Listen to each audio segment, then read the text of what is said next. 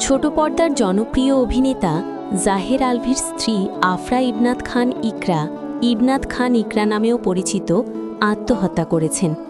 এই মর্মান্তিক ঘটনা ঘটেছে ২৮শে ফেব্রুয়ারি ২০২৬ শনিবার দুপুরে রাজধানী ঢাকার মিরপুর ডিওএইচএস এলাকার তাদের নিজস্ব বাসায়। প্রাথমিক তদন্তে পুলিশের ধারণা আত্মহত্যা এবং মরদেহ ফাঁসিতে ঝুলন্ত অবস্থায় পাওয়া গেছে।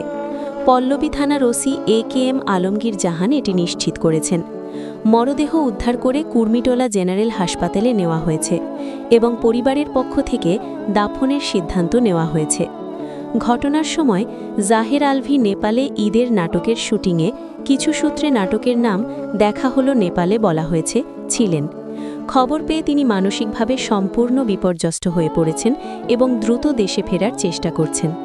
জাহের আলভি নিজেই ফেসবুকে একটি আবেগঘন পোস্ট করে ঘটনাটি নিশ্চিত করেছেন। তিনি লিখেছেন, আজ দুপুরে মিরপুর ডিওএইচএসের বাসায় আমার স্ত্রী ইকরা আত্মহত্যা করেছে। আমি বর্তমানে নেপালে শুটিংরত ছিলাম। খবরটা শোনার পর থেকে কথা বলার মতো অবস্থায় নেই। আমি বুঝতে পারছি না আমাদের সন্তান আর আমার কথা না ভেবে সে কেন এভাবে চলে গেল। শুভাকাঙ্ক্ষী ও সাংবাদিক ভাইদের অনুরোধ করছি, আমাকে একটু সময় দিন। ফিরে এসে বিস্তারিত কথা বলবো। মন গড়া তথ্য ছড়িয়ে বিভ্রান্ত করবেন না। তাদের ব্যক্তিগত জীবনের কিছু তথ্য।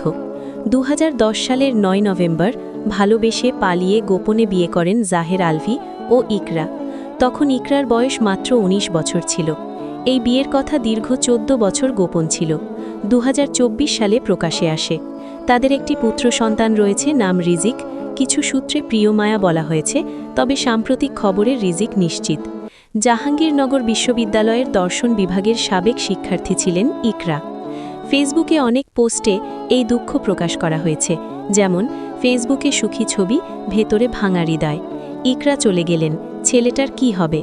ছোট পর্দার জনপ্রিয় অভিনেতা জাহের আলভি এবং তার স্ত্রী ইকরার গল্প এখন পুরো বাংলাদেশকে স্তব্ধ করে দিয়েছে।